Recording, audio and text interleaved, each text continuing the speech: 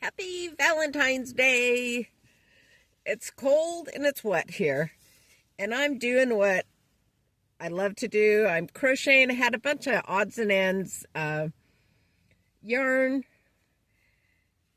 When I straightened out my garage area, I thought, well, I need to do something with that. And I need a summer curtain so I could get breeze coming through, but still have, the privacy. So, been working on that. In 12 days, my oldest son,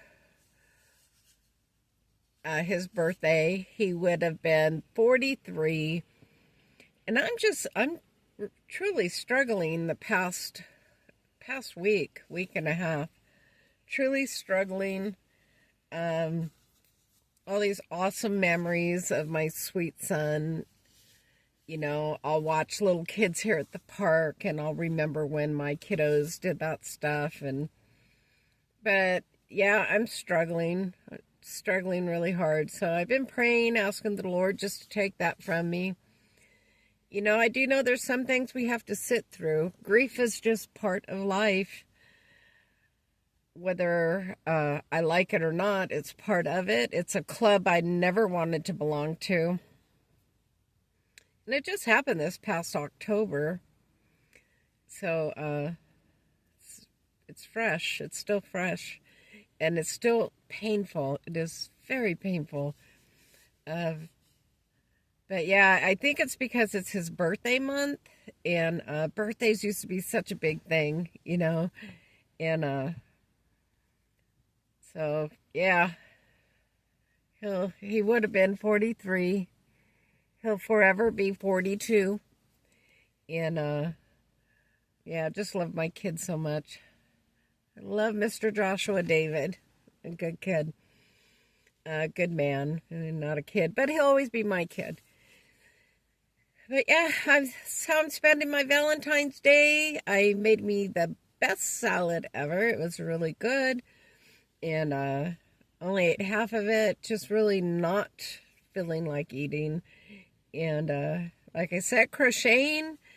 I had a friend of mine, he stopped by. It's funny because he parks his truck in the parking lot of the church. And I'm, of course, on the side of the street of the church.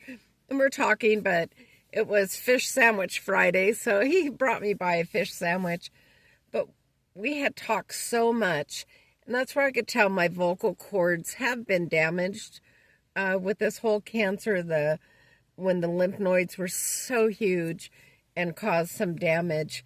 I don't know if you could hear it in my voice, but it was really bad yesterday. I'm good for talking about 30 minutes. And then I have to rest my vocal cords. So I'm a big texter. Because then I don't have to speak. So I woke up this morning, my voice like this, my ear is hurting, it's sore where my vocal cords are. This one right here. And that's something else that I just have to deal with. And, at least I got my voice back, so that's good. But I am going to have to tell him next time he stops by. Because it happened the time previously, too. Because we have so much to talk about. And that I'm just not able. Anything over 30 minutes, and I have to stop, So I was talking to my daughter this morning. And her and I, we just have short conversations. Because it is a strain on my vocal cords. So, yeah, I'm just going to have to let him know. But it was really sweet. He brought me the fish sandwich. I don't know, back in the day, the McDonald's fish sandwiches used to be really good. I think maybe it's my age or taste buds or something, but I'll have to politely decline the next one. Yeah. But anyway, that's what I'm up to. I'm just sitting here. I'm enjoying looking out the window and watching people walk their pets, cats and dogs. I see a lot of cats on leashes out here in the rain, and I'm just crocheting. I should be studying for the math test I want to retake, but I'm going to do that tomorrow afternoon. Just not feeling like really doing much of anything today. Just talking with God, trying to stay out of my own head. I don't know about you, but do you get caught up in your head? Sometimes I'll get caught up and I have to stop and say, okay, that's enough. That's enough. But yeah, I've just been thinking of my dear son, and I was thinking of his wife today because this is the first time in 18 years, first Valentine's Day, you know, without him. It's my granddaughter's first Valentine's Day without her dad, and so my heart, definitely going towards them. So yeah, grief is nothing.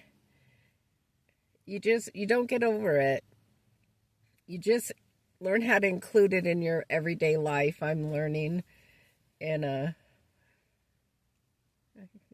God knows why he does what he does,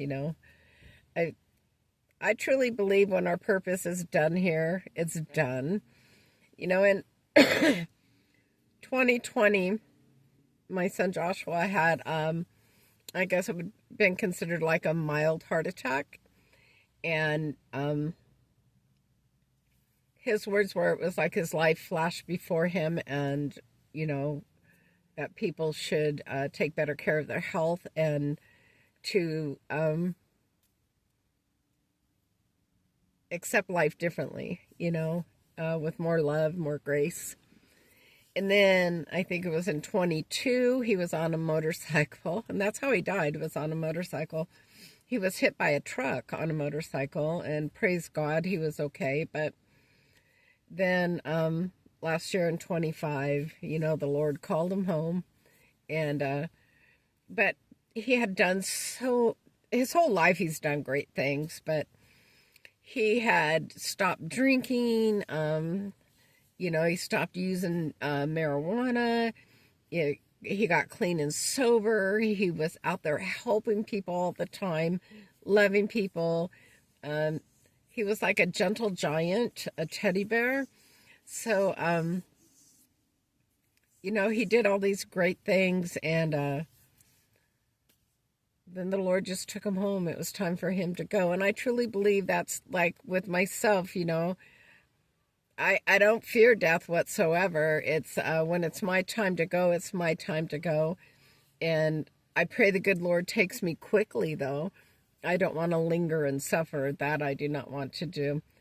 And so that part I'm okay with. But it's all the other stuff, you think about. Like I said, his wife, I was thinking about how she must be so sad today because they were truly best friends. I mean, that's why he wouldn't talk to me, is his wife did not like me, and and I respected him. I understood. He didn't marry me. He married her, and he was to cleave to her. And though we did have messages back and forth, not a lot, but there was times that was there, but I totally respected those boundaries, but I always prayed that the Lord would restore that with all of us, not just with my son, but between his wife and I, and that we could repair that, and that will never, ever come because my son's gone. But I do know that there'll be a day where I will be able to see my son again. And for that, I find comfort in that. But for today, I'm thinking about his birthday, thinking about, when I was pregnant with him in labor and walking that little over a mile to the hospital and stopping every few blocks to breathe. And yeah, I think of all those things with him, and, how he used to steal his sister's clothes, my daughter's firstborn. And he loved this one skirt of hers, and it was big for him, and he'd pull it all the way up, and he's just running around being all cute. Just memories like that just popping up. When he won $500, the Mad Mothers Against Drunk Drivers, he's always been an artist. He's he was a tattoo artist when he passed. But he drew, he was in middle school. He won $500 for a poster contest, for Mothers Against Drunk Drivers, and, all these great things, He was like me. He was really tight with money and didn't like to spend money, and he just liked to hold on to it when he was young. And I called him a mini-me. He would never leave home. He was always with me. He refused to ride the public transportation, though my other two did. He would refuse. He just would not be caught dead, as he said, riding the bus. So he would walk, ride his bike, or most of the time I drove him if he needed to go somewhere. But yeah, just all those different memories, coming to mind. All the fishing and, when we went camping and, all the fun stuff. Yeah. So my hope was that we would be able to, restore the whole family's relationship. And that just isn't even a possibility now. But I'm okay with that. I just miss him. You think about the whats. What if, he never found out he was going to be a grandpa. She didn't find out. My granddaughter didn't find out till the day of his memorial. So, so he wasn't able to share that excitement with her. And he would have been a fantastic grandpa. He was an amazing dad, and a very amazing husband. He was just a good person. But anyway, I just wanted to share how great my son was. He was such a good boy, a good kid. And I was blessed that God entrusted him to me. That's a true blessing. I always knew my children, they were gifts and that they were on loan. So, yeah, God's good every day, all day long. I pray for you and ask that you pray for me. Happy Valentine's Day. If you're spending it alone, do something for yourself.